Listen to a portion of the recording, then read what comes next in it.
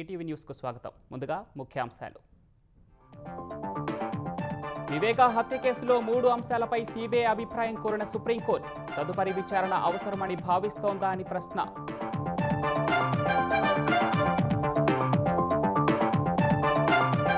Green hydrogen declaration విడుదల చేసిన చంద్రబాబు 2030 నాటికి ఏపీని హరిత వ్యాలీగా తీర్చిదిద్దటమే లక్ష్యమని స్పష్టీకరణ. మరోసారి ఢిల్లీ వెళ్లనున్న రేవంత్ రెడ్డి. బీసీ కులగణన 42% రిజర్వేషన్లపై ఇండియా కూటమి నేతలకు వివరించనున్న సీఎం.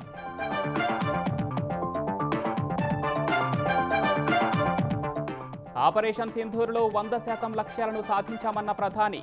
ఉగ్ర సూత్రధారుల ఇల్లు 22 నిమిషాల్లో నేలమట్టం చేశామని వెల్లడి.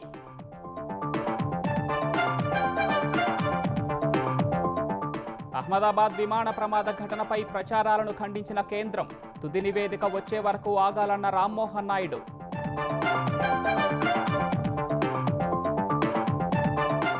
జస్టిస్ యశ్వంత్ వర్మ తొలగింపునకు రాజ్యసభలో నోటీసులిచ్చిన 63 మంది ఎంపీలు. అభిశంసన ప్రక్రియ చేపట్టాలని చైర్మన్కు వినతి. భారత సరిహద్దుకు చేరువలో భారీ జల విద్యుత్ ప్రాజెక్టు చేపట్టిన చైనా. భూమి పూజ దృశ్యాలు విడుదల చేసిన డ్రాగన్ మీడియా.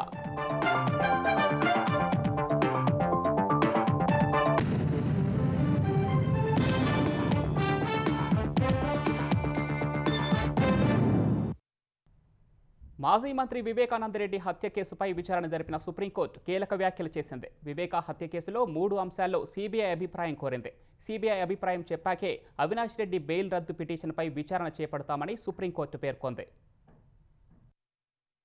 మాజీ మంత్రి వివేకానందరెడ్డి హత్య కేసులో 3 అంశాలపై సిబిఐ అభిప్రాయాన్ని సుప్రీంకోర్టు కోరింది. ఈ కేసులో ఇంకా తదుపరి విచారణ అవసరమని సిబిఐ భావిస్తోందా లేదా కోర్టుకు చెప్పాలని సుప్రీంకోర్టు అడిగింది. ఆంధ్రప్రదేశ్ ప్రభుత్వం ఈ ఏడాది ఫిబ్రవరి 20న పులివెందుల కోర్టులో దాఖలు చేసిన క్లోజర్ రిపోర్టుపై కూడా సిబిఐ అభిప్రాయాన్ని కోరింది. కేసు ట్రయల్ తదుపరి దర్యాప్తు ఏకకాలంలో కొనసాగించే అవకాశం ఉందా లేదో చెప్పాలని సిబిఐని ధర్మాసనం కోరింది. ఈ 3 అంశాలపై సిబిఐ అభిప్రాయం చెప్పాకే వైసీపీ ఎంపీ అవినాష్ రెడ్డి బెయిల్ రద్దుపై విచారిస్తామని ధర్మాసనం స్పష్టం చేసింది. వివేక హత్య కేసులో అవినాష్ రెడ్డి సహా ఇతర నిందితులకు బెయిల్ మంజూరు చేస్తూ తెలంగాణ హైకోర్టు ఇచ్చిన ఉత్తర్వులపై సిబిఐ, వివేక కుమార్తె సునీత వేసిన పిటిషన్లపై సుప్రీంకోర్టులో ఇవాళ విచారణ జరిగింది. ఈ పిటిషన్లపై జస్టిస్ ఎంఎం సుందరేష్ నేతృత్వంలోని ధర్మాసనం విచారణ చేపట్టగా బెయిల్పై ఉన్న నిందితులంతా సాక్షులు ప్రభావితం చేస్తున్నారని సునీత తరపున సీనియర్ కౌన్సిల్ సిద్ధార్థ లూథ్రా వాదనలు వినిపించారు. ఏపీ ప్రభుత్వం పులివెందుల కోర్టులో దాఖలు చేసిన క్లోజర్ రిపోర్టును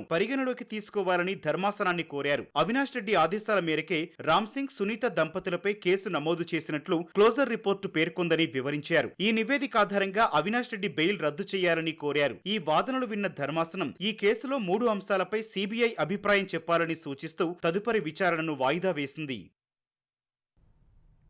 ఆంధ్రప్రదేశ్లో గ్రీన్ హైడ్రోజన్ ఉత్పత్తికి అనుకూల పరిస్థితులు కల్పించాలన్నదే ప్రభుత్వ లక్ష్యమని సీఎం చంద్రబాబు స్పష్టం చేశారు. ఈ మేరకు ఉండవల్లిలోని సీఎం క్యాంపు కార్యాలయంలో CS Vijayanand, NEDCAP MD Kamalakar Babu సమక్షంలో గ్రీన్ హైడ్రోజన్ డిక్లరేషన్ను చంద్రబాబు విడుదల చేశారు. 2030 నాటికి ఏపీని గ్రీన్ హైడ్రోజన్ వ్యాలీగా మార్చేందుకు అవసరమైన కార్యాచరణను ప్రకటిస్తూ డిక్లరేషన్ను రూపొందించారు. ఇటీవల అమరావతిలో గ్రీన్ హైడ్రోజన్పై 2 రోజుల పాటు జరిగిన సదస్సులో గ్రీన్ హైడ్రోజన్ కంపెనీల సీఈఓలు, సిఓఓలు, ఎండీలు, పారిశ్రామిక రంగ నిపుణులు పాల్గొన్నారు. సమ్మిట్లో చర్చించిన అంశాల ఆధారంగా కూటమి ప్రభుత్వం డిక్లరేషన్ను ప్రకటించింది. గ్రీన్ హైడ్రోజన్ ఉత్పత్తికి దేశంలోనే అతిపెద్ద ఎకోసిస్టమ్ను నెలకొల్పడమే డిక్లరేషన్ ఉద్దేశమని సీఎం తెలిపారు. 2029 నాటికి 1.5 మిలియన్ మెట్రిక్ టన్నుల గ్రీన్ హైడ్రోజన్ను ఉత్పత్తి చేయాలని స్పష్టం చేశారు. కిలో హైడ్రోజన్ గ్యాస్ ధర 460 నుంచి 160 రూపాయలకు తగ్గించేలా పరిశోధనలు, కార్యాచరణ రూపొందించాలని సూచించారు. 2029 నాటికి 25 గిగావాట్ల రెన్యూవబుల్ ఎనర్జీ పంపిణీకి అనుగుణంగా మౌలిక సదుపాయాలు ఏర్పాటు చేయాలని అధికారులకు సీఎం దిశానిర్దేశం చేశారు. గ్రీన్ ఎనర్జీ కారిడార్గా తీర్చిదిద్దాలని డిక్లరేషన్లో పొందుపరిచారు. ఆవిష్కరణలు, పరిశోధనల కోసం 500 కోట్లు వెచ్చించాలని నిర్ణయించారు. 2025 నుంచి 2030 మధ్య ఎలక్ట్రానిక్స్ పరిశ్రమలకు పెట్టుబడులు ఆకర్షించడమే లక్ష్యంగా కొత్త విధానం రూపొందించాలని ముఖ్యమంత్రి చంద్రబాబు పేర్కొన్నారు. సచివాలయంలో ఐటీ శాఖ కార్యదర్శి కాటమనేని భాస్కర్ ఉన్నతాధికారులతో Chandrababu electronics component manufacturing policy 4.0పై సమీక్ష నిర్వహించారు. దేశంలో ఎలక్ట్రానిక్స్ ఉత్పత్తుల దిగుమతులు తగ్గించడం, స్వదేశంలో ఉత్పత్తి పెంచడం, ఎగుమతుల లక్ష్యంగా నూతన విధానం ఉండాలని అధికారులకు సీఎం స్పష్టం చేశారు. రాజధాని అమరావతి రెండో దశ భూ సమీకరణపై మంత్రివర్గ ఉపసంఘంలో చర్చించి నిర్ణయం తీసుకుంటామని పట్టణాభివృద్ధి శాఖ మంత్రి నారాయణ తెలిపారు. మంత్రివర్గ ఉపసంఘంలో చర్చించారా అని గత కేబినెట్లోనే సీఎం చంద్రబాబు అడిగారని వెల్లడించారు. అమరావతిలో నిర్మాణ దశలోని వివిధ నిర్మాణాలను మంత్రి నారాయణ పరిశీలించారు. ఉపసంఘం నిర్ణయానికి అనుగుణంగా ముందుకెళ్లాలనే గత కేబినెట్లో రెండో దశ భూ సమీకరణ అంశం ఆమోదించలేదని మంత్రి స్పష్టం చేశారు. 1-2 రోజుల్లో మంత్రివర్గ ఉపసంఘం సమావేశమై రెండో దశ భూ సమీకరణపై నిర్ణయం తీసుకొని వచ్చే కేబినెట్లో పెడతామని పేర్కొన్నారు.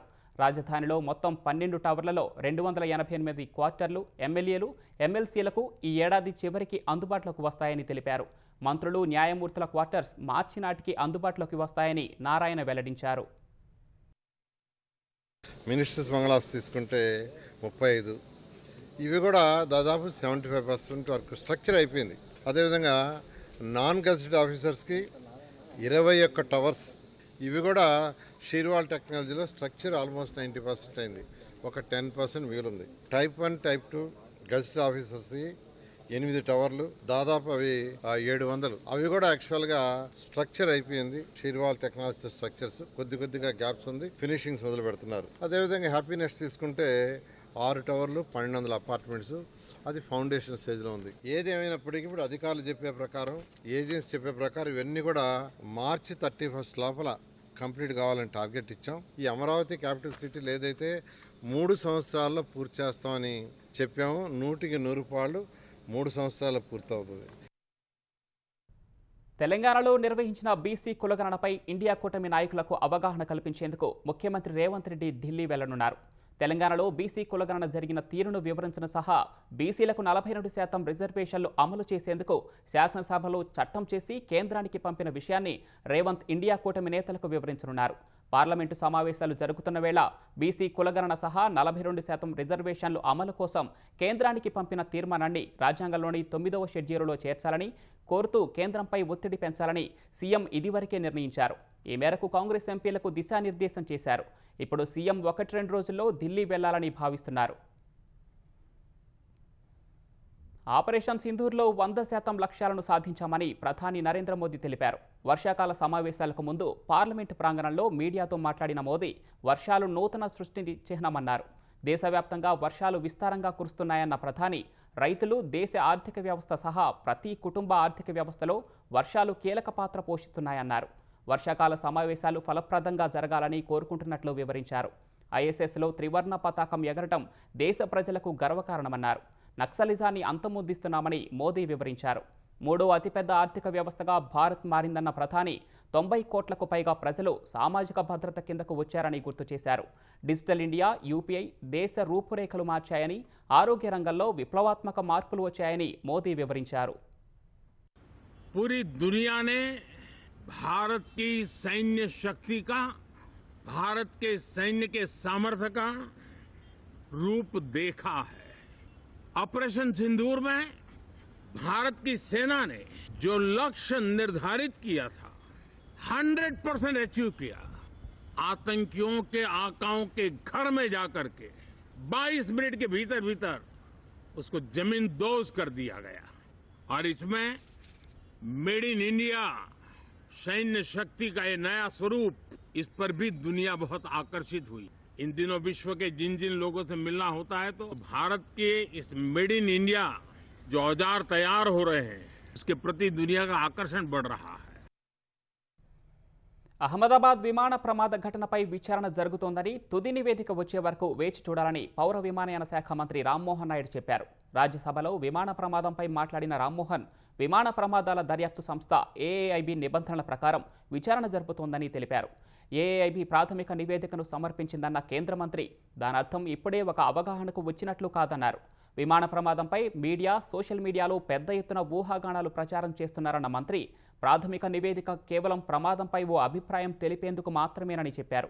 బ్లాక్ బాక్స్ను విజయవంతంగా వెలికితీశారని, దాన్ని డీకోడ్ చేసే ప్రక్రియ పూర్తిగా భారత్లోనే జరుగుతోందని వెల్లడించారు.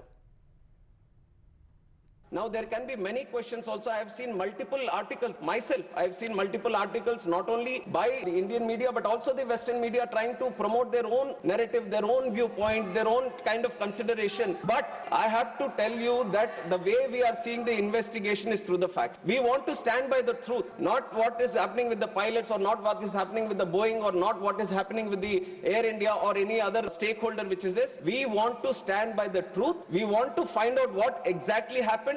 And that is only going to be coming out once the final report has been placed. Mumbai విమానాశ్రయంలో ఎయిర్ ఇండియా విమానానికి త్రుటిలో పెను ప్రమాదం తప్పింది. కొచ్చి నుంచి ముంబై వచ్చిన A12744 నెంబర్ ఎయిర్ ఇండియా విమానం విమానాశ్రయంలో ల్యాండ్ అవుతున్నప్పుడు రన్వేపై అదుపు తప్పింది. ముంబైలో కురుస్తున్న భారీ వర్షాల కారణంగానే విమానం ఓ పక్కకు ఒరిగినట్టు అధికారులు చెప్పారు. వెంటనే అప్రమత్తమైన ప్రతిస్పందన బృందాలు ప్రయాణికులు సిబ్బందిని సురక్షితంగా దింపినట్లు తెలిపారు.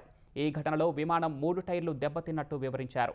ప్రధాన రన్వే కొంతమేర ధ్వంసం కాగా ఇతర విమానాల ల్యాండింగ్ కోసం 2వ రన్వేను ఉపయోగిస్తున్నట్టు అధికారులు తెలిపారు. ధ్వంసమైన రన్వేను పునరుద్ధరించే పనులు యుద్ధ ప్రాతిపదికన చేస్తున్నారు. బంగ్లాదేశ్ రాజధాని ఢాకాలో ఎయిర్ ఫోర్స్కు చెందిన శిక్షణ విమానం ఓ పాఠశాలపై కుప్పకూలింది. ఈ మధ్యాహ్నం జరిగిన ఘటనలో ఒకరు మృతి చెందగా పలువురు గాయపడ్డారు. ఎయిర్ క్రాఫ్ట్ F7 BCI అనే శిక్షణ విమానంపై పైలట్ నియంత్రణ కోల్పోవడంతో Milestone school and college క్యాంపస్పై కుప్పకూలినట్లు అధికారులు వెల్లడించారు. ఘటనా స్థలిలో భారీగా మంటలు చెలరేగడంతో పాఠశాలలోని పలువురు విద్యార్థులు గాయపడినట్టు తెలుస్తోంది. మృతుల సంఖ్య మరింత పెరిగే అవకాశం ఉందని సమాచారం. 8 అగ్నిమాపక యంత్రాలతో సిబ్బంది మంటలను అదుపు చేశారు. క్షతగాత్రులను సమీప ఆసుపత్రికి తరలించి చికిత్స అందిస్తున్నారు. ఇంట్లో నోట్ల కట్టలు దొరికిన ఘటనలో హైకోర్టు న్యాయమూర్తి జస్టిస్ యశ్వంత్ వర్మ అభిశంసన ప్రక్రియ చేపట్టాలని రాజ్యసభలో చైర్మన్ జగదీప్ ధన్ఖడ్ను, లోక్సభలో స్పీకర్ ఓం బిర్లాను ఎంపీలు కోరారు. ఈ మేరకు జస్టిస్ వర్మ తొలగింపునకు రాజ్యసభలో 63 మంది విపక్ష సభ్యులు చైర్మన్కు నోటీసులు ఇచ్చారు. లోక్సభలోనూ స్పీకర్కు 145 మంది అధికార, విపక్ష సభ్యులు నోటీసులు ఇచ్చారు. న్యాయమూర్తుల అభిశంసన ప్రక్రియ జడ్జెస్ ఎంక్వైరీ యాక్ట్ 1968 ప్రకారం జరగనుంది. ఈ ప్రక్రియ చాలా కఠినంగా వివిధ దశల్లో ఉంటుంది. మొదటగా పార్లమెంటులో అభిశంసన తీర్మానం ప్రవేశపెడతారు. దీన్ని ఏ సభలోనైనా ప్రవేశపెట్టవచ్చు. లోక్సభలో కనీసం 100 మంది సభ్యులు సంతకం చేసిన నోటీసును స్పీకర్కు ఇవ్వాలి. రాజ్యసభలో కనీసం 50 మంది సభ్యులు సంతకం చేసిన నోటీసును చైర్మన్కు ఇవ్వాలి. సంతకం చేసిన ఎంపీలను సంప్రదించి స్పీకర్ లేదా చైర్మన్ ఆ తీర్మానాన్ని ఆమోదించాలా వద్దా అనేది నిర్ణయిస్తారు. తీర్మానాన్ని ఆమోదించాక స్పీకర్ లేదా చైర్మన్ 3 సభ్యుల విచారణ కమిటీని ఏర్పాటు చేస్తారు. ఈ కమిటీ జస్టిస్ వర్మకు తన వాదన వినిపించే అవకాశం ఇస్తుంది. తర్వాత కమిటీ తన నివేదికను స్పీకర్ లేదా చైర్మన్కు సమర్పిస్తుంది. ఆరోపణలు నిజమని తేలితే న్యాయమూర్తి అభిశంసన తీర్మానాన్ని పార్లమెంటులో చర్చిస్తారు.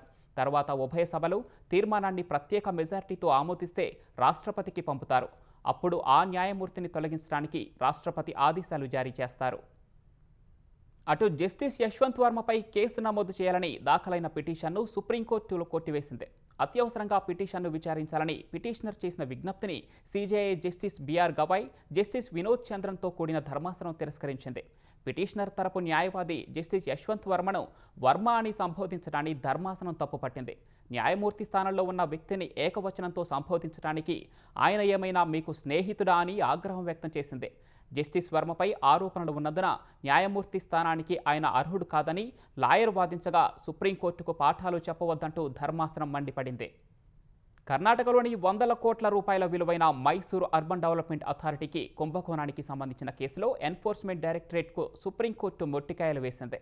ఈ కేసులో సీఎం సిద్ధరామయ్య సతీమణి బిఎం పార్వతికి సమన్లు జారీ చేయడాన్ని కొట్టేస్తూ హైకోర్టు తీసుకున్న నిర్ణయాన్ని ఈడీ సుప్రీంకోర్టులో సవాలు చేసింది. ఈడీ పిటిషన్ను తిరస్కరించిన ధర్మాసనం దర్యాప్తు సంస్థ వైఖరిపై కీలక వ్యాఖ్యలు చేసింది. రాజకీయ యుద్ధాలు కోర్టు బయట పెట్టుకోవాలంటూ వ్యాఖ్యానించింది. ఈ సందర్భంగా మహారాష్ట్ర ఉదంతాన్ని ఉదహరించిన సుప్రీంకోర్టు తమపై ఒత్తిడి తీసుకురావద్దని స్పష్టం చేసింది. ఒకవేళ అలా చేస్తే తాము ఈడీ విషయంలో కఠిన విషయాలు వెల్లడించాల్సి వస్తుందని పేర్కొంది. రాజకీయ యుద్ధాల కోసం సుప్రీంకోర్టును ఎందుకు వాడుతున్నారని ఈడీని ప్రశ్నించింది. దీనిపై స్పందించిన అదనపు సొలిసిటర్ జనరల్ తాము పిటిషన్ను ఉపసంహరించుకుంటామని పేర్కొన్నారు. 2006 ముంబై రైళ్లలో పేలుళ్ల కేసులో కీలక పరిణామం చోటు చేసుకుంది. 12 మందిని నిర్దోషులుగా ప్రకటిస్తూ బాంబే హైకోర్టు సంచలన తీర్పు ఇచ్చింది. వారిని దోషులని నిరూపించడంలో ప్రాసిక్యూషన్ పూర్తిగా విఫలమైందని జస్టిస్ అనిల్ కిలోర్, జస్టిస్ శ్యామ్ చందల్తో కూడిన ధర్మాసనం వెల్లడించింది. నిందితులు నేరం చేశారని నమ్మటం కష్టమని వివరించింది. అందుకే కింది కోర్టు విధించిన శిక్షలను రద్దు చేస్తున్నట్లు ప్రకటించిన ధర్మాసనం వారిని నిర్దోషులుగా విడుదల చేయాలని ఆదేశించింది. 2006 జూలై 11న ముంబైలోని లోకల్ రైళ్లలో కొందరు దుండగులు వరుస బాంబు పేలులకు పాల్పడ్డారు. ఈ ఘటనలో 180 మంది ప్రాణాలు కోల్పోగా 800 మంది గాయపడ్డారు. ఈ కేసులో పలువురిని పోలీసులు అరెస్టు చేశారు.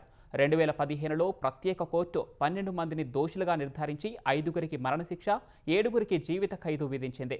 ఈ తీర్పుపై వారు బాంబే హైకోర్టును ఆశ్రయించగా సుదీర్ఘ వాదనల అనంతరం నిందితులను నిర్దోషులుగా ప్రకటిస్తూ తీర్పు వెలువరించింది.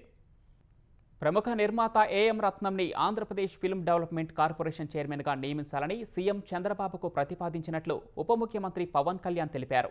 ఏఎం రత్నం తెలుగు చిత్ర పరిశ్రమకు ఎంతో చేశారని, అందుకే ఆయనకు పదవి ఇవ్వాలని కోరినట్లు వెల్లడించారు. హైదరాబాద్లో నిర్వహించిన హరిహర వీరమల్లు మీడియా సమావేశంలో చిత్ర బృందంతో కలిసి పవన్ కళ్యాణ్ పాల్గొన్నారు. హరిహర వీరమల్లు చిత్రీకరణలో ఎన్నో సవాళ్లు ఎదుర్కొన్నామన్నారు. క్లైమాక్స్ను 56 రోజుల పాటు షూట్ చేశామన్న పవన్ సినిమా కోసం ఇంత కావాలో అంత కష్టపడ్డానని పేర్కొన్నారు. సినిమాని అనాథలా వదిలేశారని అనిపించిందని, అందుకే అండగా ఉండాలని వచ్చినట్లు పవన్ తెలిపారు. ఇంక నేను సినిమాలు చేస్తాను కూడా లేదో నాకు తెలియదు, కానీ నాకు ఇష్టమైన నిర్మాత, తెలుగు చిత్ర పరిశ్రమకి ఒక అండగా ఉన్న నిర్మాత, I want give my best to him. నేను అందుకని ఈయన్ని ఆంధ్రప్రదేశ్ ప్రభుత్వానికి కూడా మన ముఖ్యమంత్రి గారికి కూడా తెలియజేశాను. ఈయన్ని ఫిల్మ్ డెవలప్మెంట్ కార్పొరేషన్ చైర్మన్ నేను ప్రతిపాదించాను. అంటే నాకేంటంటే I don't want it to be a political. ఆయన నా నిర్మాతని కాదు, ఈయన అందరు హీరోలతో తీశారు. ఈయన పాన్ ఇండియాలో ప్రతి ఒక్కరు తెలిసి ఈయనంటే ఇలాంటి వ్యక్తి ఉంటే మన తెలుగు చిత్ర పరిశ్రమకి బాగుంటుంది. తెలుగు చిత్ర పరిశ్రమ తెలంగాణలో ఉన్న, కర్ణాటకలో ఉన్న, చెన్నైలో ఉన్న ఏదైనా సరే తెలుగు చిత్ర పరిశ్రమ, భారతీయ చిత్ర పరిశ్రమకి చాలా మంచి జరగాలి. ఇలాంటి వ్యక్తి ద్వారా ఏదైనా చేద్దాం అనే ఉద్దేశంతో ఆయన పేరు ప్రతిపాదించాను. భవిష్యత్తులో ఆయన అవుతారని మనస్ఫూర్తిగా నేను ఆశిస్తున్నాను. అందుకని అన్ని నా చేతిలో ఉండవు కదా, అందుకని చెప్తాను. మాజీ మంత్రి వైసీపీ నేత అంబటి రాంబాబు సత్తెనపల్లి రూరల్ పోలీస్ స్టేషన్లో విచారణకు హాజరయ్యారు. గత నెలలో వైసీపీ అధ్యక్షుడు జగన్ రెంటపాళ్ల పర్యటన సమయంలో నిబంధనలు ఉల్లంఘించిన కేసులో అంబటి విచారణకు వచ్చారు. జగన్ పర్యటన వేళ అంబటి వైసీపీ నేతలు కార్యకర్తలతో హల్చల్ చేశారు. కంటెపూడి వద్ద బారికేడ్లు నెట్టివేసి పోలీసులతో వాగ్వాదానికి దిగారు. ర్యాలీకి వాహనాలకు అనుమతి లేదని పోలీసులు వారిస్తున్నా లెక్క చేయలేదు. వారిని తోసేసి ముందుకు వెళ్లే ప్రయత్నం చేశారు. ఈ ఘటనపై కేసు నమోదు చేసుకున్న సత్తెనపల్లి రూరల్ పోలీసులు ఇవాళ విచారణకు రావాలని అంబటికి నోటీసులు ఇచ్చారు. ఈ మేరకు అంబటి రాంబాబు పోలీసు విచారణకు హాజరయ్యారు. జగన్ పర్యటన నేపథ్యంలో మొత్తం 113 మంది వైసీపీ నేతలపై కేసు నమోదు చేశారు. విడతల వారీగా నేతలను విచారణకు పిలుస్తున్నారు. పాఠశాల నుంచి ఇంటికి తిరిగి వెళ్తున్న బాలికను వెంబడించిన కామాంధుడు ఆమెపై లైంగిక దాడికి యత్నించిన ఘటన హైదరాబాద్లోని మధురానగర్లో చోటు చేసుకుంది. మధురానగర్ పోలీస్ స్టేషన్ పరిధిలో నివాసం ఉండే బాలిక ఓ ప్రైవేట్ పాఠశాలలో 9వ తరగతి చదువుతోంది. గురువారం సాయంత్రం స్కూలు ముగిశాక ఆమె ఇంటికి చేరుకుంది. యూసఫ్గూడకు చెందిన చిరంజీవి బాలికను వెంబడిస్తూ ఆమె ఇంట్లోకి చొరబడ్డాడు. అనంతరం విద్యార్థినిపై లైంగిక దాడికి యత్నించాడు. బాలిక బిగ్గరగా కేకలు వేయడంతో ఆమె కుటుంబీకులు అప్రమత్తమై కామాంధుడు చిరంజీవిని పట్టుకొని దేహశుద్ధి చేశారు. అనంతరం పోలీసులకు అప్పగించగా ఫోక్సో కేసు నమోదు చేశారు. జోగులాంబ గద్వాల జిల్లా జూరాల ప్రాజెక్టుపై జరిగిన రోడ్డు ప్రమాదంలో ఓ వ్యక్తి జలాశయంలో పడి చనిపోయాడు. ఎదురుగా వచ్చిన కారు బైకును ఢీకొట్టడంతో మహేష్ అనే వ్యక్తి ఎగిరి ప్రాజెక్టు నీటిలో పడిపోయాడు. మానపాడు మండలం బూడిదపాడు గ్రామానికి చెందిన మహేష్ ఆదివారం 3 స్నేహితులతో కలిసి 2 బైకులపై జూరాల ప్రాజెక్టు సందర్శనకు వెళ్లారు. తిరిగొచ్చే క్రమంలో ఒక ద్విచక్ర వాహనాన్ని ఎదురుగా వెళ్తున్న కారు ఢీకొట్టగా వెనుక కూర్చున్న మహేష్ ఎగిరి జలాశయంలోకి పడిపోయాడు. జూరాల ప్రాజెక్టు 42, 43 గేట్ల వద్ద గల్లంతైన మహేష్ మృతదేహం ఇవాళ ఉదయం దొరికింది. కారు ప్రమాద దృశ్యాలు సీసీటీవీ కెమెరాలో రికార్డయ్యాయి. బైక్ నడుపుతున్న యువకుడికి తీవ్ర గాయాలు కాగా ఆసుపత్రికి తరలించారు. కారు ఒక్కసారిగా ఎడమవైపు నుంచి కుడివైపునకు వచ్చి ఢీకొట్టడంపై అనుమానాలు వ్యక్తమవుతున్నాయి. కారు డ్రైవర్ మద్యం సేవించాడా లేక మరేదైనా కారణం ఉందా అనే కోణంలో పోలీసులు దర్యాప్తు చేస్తున్నారు. భారత్తో సరిహద్దుకు సమీపంలో నిర్మిస్తున్న ప్రపంచంలోనే అత్యంత భారీ జల విద్యుత్ ప్రాజెక్టుకు సంబంధించిన దృశ్యాలను చైనా తొలిసారి బహిర్గతం చేసింది. చైనా ప్రధాని లీ కియాంగ్ పనులు ప్రారంభించిన దృశ్యాలను చైనా మీడియా విడుదల చేసింది. ఈ నెల 19న పనులు ప్రారంభమైన ఈ ప్రాజెక్టును టిబెట్లోని ఎర్లంగ్ జాంగ్చో పేరుతో పిలిచే బ్రహ్మపుత్ర నదిపై చేపడుతున్నారు. ఈ వివాదాస్పద ప్రాజెక్టు కోసం చైనా దాదాపు 1.2 ట్రిలియన్ యువాన్లు అంటే భారత కరెన్సీలో 14 లక్షల కోట్ల రూపాయలు ఖర్చు చేస్తోంది. చైనా యాజియాంగ్ గ్రూప్ పేరుతో కొత్తగా ఓ సంస్థను ఏర్పాటు చేసిన డ్రాగన్ సర్కార్ ఈ జల విద్యుత్ ప్రాజెక్టు బాధ్యతలు ఆ సంస్థకు అప్పచెప్పినట్లు తెలుస్తోంది. ఈ ప్రాజెక్టులో మొత్తం 5 డ్యాములు ఉండనుండగా టిబెట్లోని నైంచి నగరంలో పెద్ద మొత్తంలో విద్యుత్ ఉత్పత్తిని లక్ష్యంగా పెట్టుకుంది. ఈ జల విద్యుత్ ప్రాజెక్టు ప్రపంచంలోని అత్యంత ఖరీదైనదిగా నిలవనుండగా ఏటా 300 బిలియన్ కిలోవాట్ అవర్స్ విద్యుత్ ఉత్పత్తి చేయాలని చైనా లక్ష్యంగా పెట్టుకుంది. చైనా గతంలో నిర్మించిన ప్రపంచంలో అతిపెద్దదైన 3 గోర్జెస్ డ్యామ్ కంటే 3 రెట్లు పెద్దదని తెలుస్తుండగా ఈ ప్రాజెక్టుపై భారత్ మొదటి నుంచి ఆందోళన వ్యక్తం చేస్తోంది. హిమాలయాల్లో టిబెట్ నుంచి అరుణాచల్ ప్రదేశ్కు నది గమనంలో వంపు తిరిగే చోట నిర్మిస్తున్న ఈ డ్యాంతో భౌగోళికంగా పర్యావరణానికి తీరని నష్టం కలగవచ్చని భారత్ చెబుతోంది. జమ్మూ కాశ్మీర్ కట్రాలోని వైష్ణోదేవి ఆలయ సమీపంలో భారీ కొండచర్యలు విరిగిపడిన ఘటనలో ఒకరి మృతి చెందారు. 9 మంది గాయపడ్డారు. క్షతగాత్రుల్లో 5గురు పర్యాటకులు ఉన్నారు. పాత మార్గంలో గుర్రాలు, గాడిదలపై భక్తులను ఆలయం వైపు మోసుకెళ్లే ప్రారంభ పాయింట్ వద్దే ప్రమాదం జరిగింది. కొండచర్య బరువుకు బుకింగ్ కార్యాలయం ధ్వంసం కాగా ట్రాక్పై ఉన్న ఇనుప నిర్మాణాలు దెబ్బతిన్నాయి. ముందు జాగ్రత్త చర్యగా కొన్ని గంటల పాటు యాత్రను అధికారులు నిలిపివేశారు. ఆలయ వాలంటీర్లు, ఎస్డీఆర్ఎఫ్, సిఆర్పీఎఫ్ సిబ్బంది సహాయక చర్యలు చేపట్టారు. హిమ్కోటి సమీపంలో కొండచర్య విరిగపడగా కొత్తగా నిర్మించిన మార్గం సైతం మూసుకుపోయింది. కట్రాలో కొన్ని రోజులుగా భారీ వర్షాలు కురుస్తున్నాయి. అమెరికా మాజీ అధ్యక్షుడు బరాక్ ఒబామాపై ప్రస్తుత అధ్యక్షుడు డొనాల్డ్ ట్రంప్ విమర్శలు తీవ్రతరం చేశారు. శ్వేత సౌధంలోని ఓవల్ ఆఫీసులో ఒబామాను 2 FBI అధికారులు అరెస్టు చేస్తున్నట్లు రూపొందించిన AI వీడియోను ట్రంప్ పోస్ట్ చేశారు. చట్టానికి ఎవరూ అతీతులు కారని పేర్కొన్నారు. అరెస్టు తర్వాత ఒబామాను మోకాళ్లపై కూర్చోబెట్టి సంకెళ్లు వేసినట్లు ఆ వీడియోలో ఉంది. తర్వాత మాజీ అధ్యక్షుడికి నారింజ రంగు దుస్తులు వేసి జైలులో ఉంచినట్లు కనిపిస్తోంది. AI వీడియో పోస్టు చేసే క్రమంలో అది కల్పితమైందని కనీసం ట్రంప్ రాయలేదు. ట్రంప్ చర్య బాధ్యతారాహిత్యంగా ఉందని అమెరికాలో విమర్శలు వ్యక్తమయ్యాయి. 2016 ఎన్నికల్లో తాను అధ్యక్షుడు కాకుండా రష్యాతో కలిసి ఒబామా కుట్ర చేశారని ట్రంప్ ఆరోపించారు. అందుకు ఆధారాలు ఉన్నాయని అమెరికా జాతీయ ఇంటెలిజెన్స్ డైరెక్టర్ తులసి గబ్బార్డ్ ఇటీవలే తెలిపారు. గాజాలో ఆహారం కోసం ఎదురు చూస్తున్న పాలస్తీనియన్లపై జరిగిన దాడుల్లో మృతుల సంఖ్య 92కు చేరింది. మరో 19 మంది పరిస్థితి విషమంగా ఉంది. ఈ ఘటనలో క్షతగాత్రుల సంఖ్య 150 దాటింది. 2 చోట్ల ఆదివారం భీకర దాడులు జరిగాయి. జికిం మీదుగా ఉత్తర గాజాలోకి ప్రవేశించి ఆహార ట్రక్కుల కోసం వేచి ఉన్న వారిపై తీవ్రస్థాయి దాడి జరగగా మరణాలు అక్కడే ఎక్కువగా నమోదయ్యాయి. ఇజ్రాయెల్ సైనికులే కాల్పులకు తెగబడ్డారని ఐక్యరాజ్యసమితి అధికారి తెలిపారు. గాజాలోని షకౌష్ ప్రాంతంలో మానవతా సాయం కోసం వేచి ఉన్న వారిపై జరిగిన దాడిలో మరో 6గురు ప్రాణాలు కోల్పోయారు. మరోవైపు సెంట్రల్ గాజాలోని పలు ప్రాంతాలను ఖాళీ చేయాలంటూ స్థానికులకు ఇజ్రాయెల్ తాజాగా హెచ్చరికలు జారీ చేసింది. ఇజ్రాయెల్ జాతి హననానికి పాల్పడుతోందని పలువురు వ్యాఖ్యానిస్తున్నారు.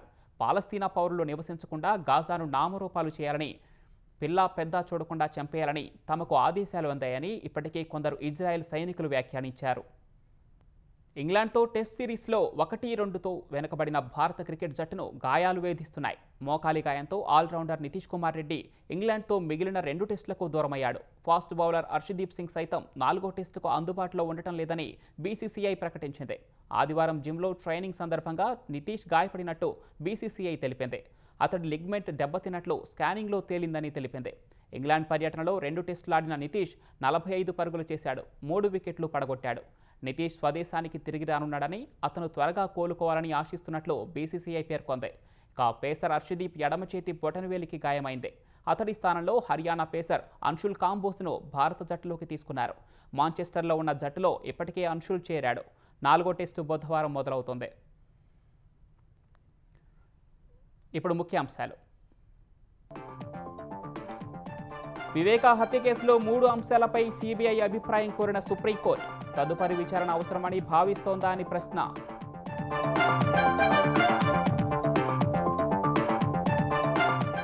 గ్రీన్ హైడ్రోజన్ డిక్లరేషన్ విడుదల చేసిన చంద్రబాబు 2030 నాటికి ఏపీని హరిత వ్యాలీగా తీర్చిదిద్దటమే లక్ష్యమని స్పష్టీకరణ.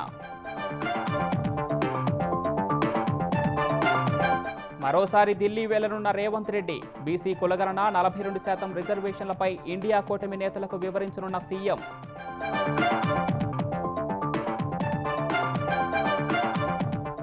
ఆపరేషన్ సింధూర్లో 100% లక్ష్యాలను సాధించామన్న ప్రధాని. ఉగ్ర సూత్రధారుల ఇళ్లు 22 నిమిషాల్లో నేలమట్టం చేశామని వెల్లడి.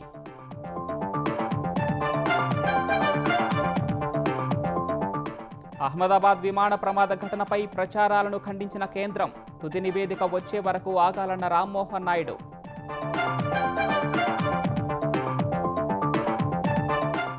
జస్టిస్ యశ్వంత్ వర్మ తొలగింపునకు రాజ్యసభలో నోటీసులిచ్చిన 63 మంది ఎంపీలు. అభిశంసన ప్రక్రియ చేపట్టాలని చైర్మన్కు వినతి. భారత సరిహద్దుకు చేరువలో భారీ జల విద్యుత్ ప్రాజెక్టు చేపట్టిన చైనా. భూమి పూజ దృశ్యాలు విడుదల చేసిన డ్రాగన్ మీడియా.